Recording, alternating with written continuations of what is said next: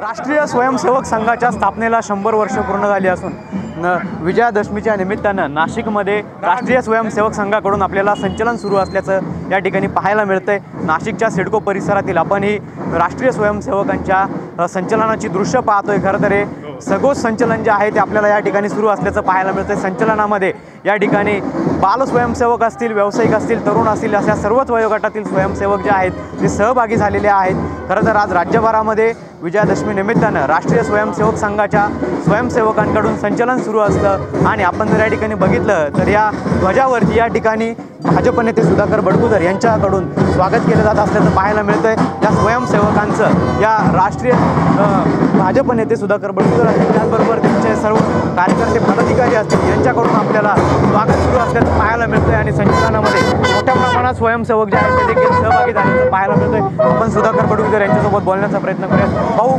आपण राष्ट्रीय स्वयंसेवक संघाच्या स्वागताला या ठिकाणी उभे संचलन सुरू आहे, आपण संचलनावरती पुष्पवृष्टी केली आहे।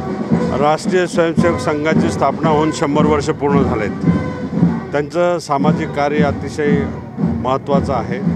अनेक अडचणींचा सामना केला पण अविरतपणे ती सेवा करत राहिले, जनतेची सेवा करत राहिले। मला असं वाटतं हे शताब्दी वर्षामध्ये राष्ट्रीय स्वयंसेवकांना मनपूर्वक शुभेच्छा। नक्कीच आपण जर बघितलं तर या ठिकाणी भाजप नेते सुधाकर बडगुजर यांच्याकडून राष्ट्रीय स्वयंसेवक संघाच्या पथसंचलनावरती या ठिकाणी पुष्पवृष्टी करत स्वागत करण्यात आलेलं आहे आणि आज 100व्या वर्षी संघ जो आहे तो संघ शताब्दी वर्ष साजरा करत असताना संपूर्ण नाशिक शहरात स्वयंसेवकांकडून आपल्याला संचलन केलं असल्याचं पाहायला मिळतंय। उत्साह जो आहे तो स्वयंसेवकांमध्ये असल्याचं पाहायला मिळतंय। कॅमेरा पर्सन कुशल पाटीलसह पवन येवले, TV9 मराठी, नाशिक।